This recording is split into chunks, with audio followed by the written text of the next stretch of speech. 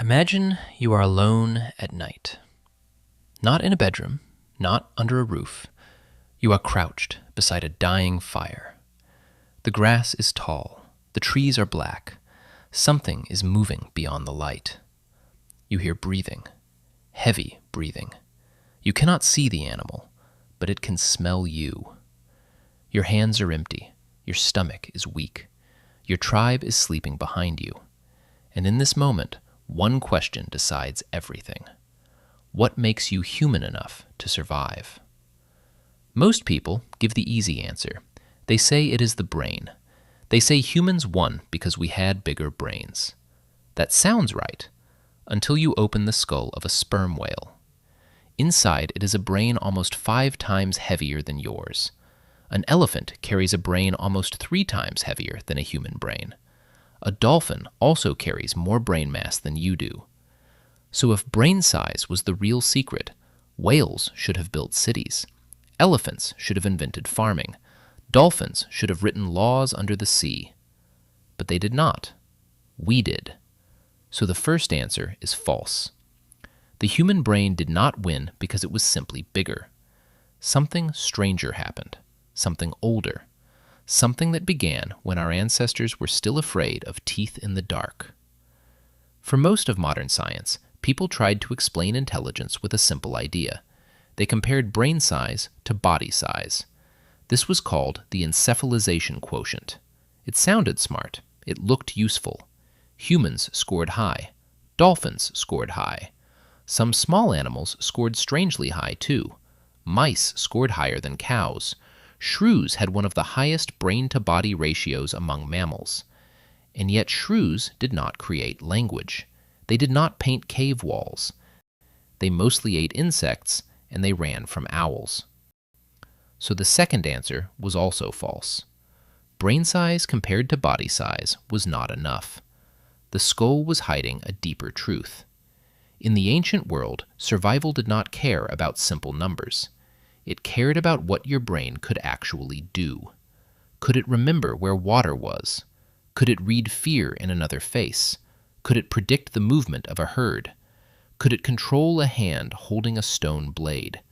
Could it imagine tomorrow before tomorrow arrived? That is where the real mystery begins.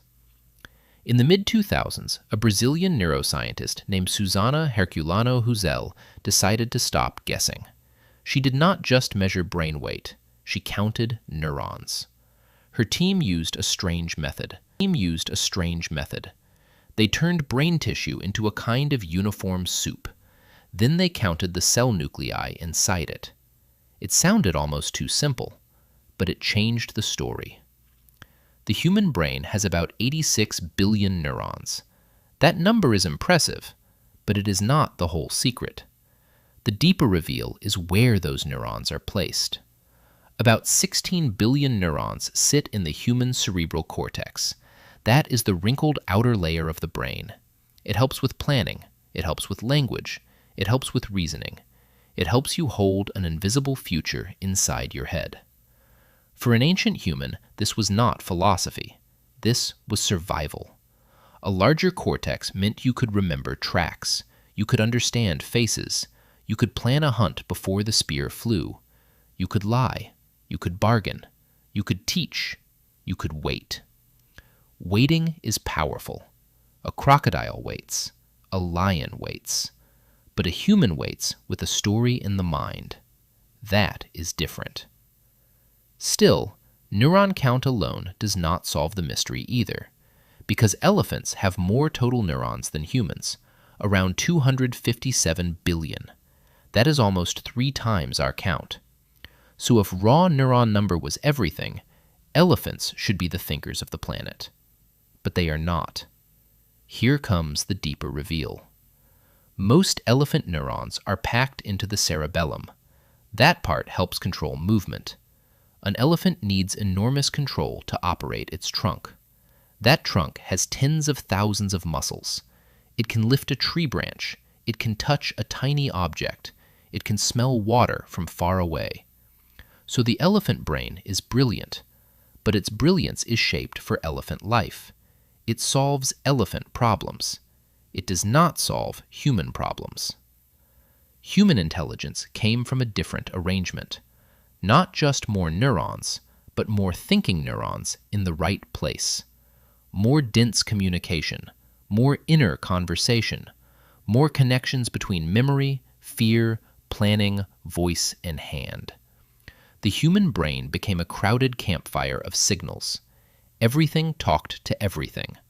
A sound became a warning. A footprint became a story. A broken branch became a prediction.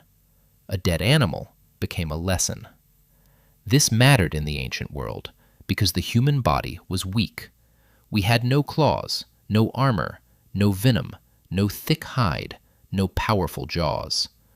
A young human was helpless for years. An adult human could be killed by one mistake. So evolution did not make us stronger like bears. It made us stranger. It built an animal that survived by thinking together. But the brain is expensive. This is the next false answer. People imagine the brain just grows if intelligence is useful. But evolution does not give gifts for free. A human brain burns massive energy. Even at rest, it uses around 20% of the body's calories. For a starving ancient human, that is dangerous. A big thinking brain is not just an advantage. It is a hunger machine. So how did our ancestors afford it? The answer begins with fire. Harvard anthropologist Richard Wrangham argued that cooking changed everything. Raw food is hard work. Raw meat is tough. Raw roots are stubborn. Raw plants demand chewing for hours. Chimpanzees spend much of their day chewing. Their bodies are trapped in the slow business of digestion. Early humans escaped that trap. They put food into fire. Heat softened meat. Heat broke down starch. Heat made calories easier to absorb. Fire turned food into fuel. And fuel changed the body. If the gut needed less energy, the brain could take more. This was not just dinner. This was an evolutionary trade. Less chewing, more thinking. Less gut, more cortex. The campfire became a technology before the word technology existed. Around it, ancient humans did more than eat. They watched each other. They copied each other. They listened. They remembered. The flames pushed back the night. But they also created a new world, a social world. And this is where the next layer opens. Food made the brain possible, but people made the brain necessary. A lone human is fragile. A group of humans is terrifying. Together, they can face predators. Together, they can trap animals. Together, they can protect children. Together, they can remember seasons. But group life creates a new danger. The danger is not teeth. It is other minds. Who is loyal? Who is jealous? Who stole meat? Who shared food? Who lied? Who can be trusted with a child? Who will run during a hunt? Who remembers a debt? Who wants power?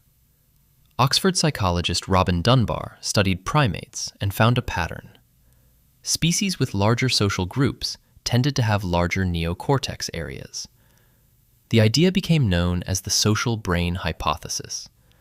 The brain grew because social life was difficult.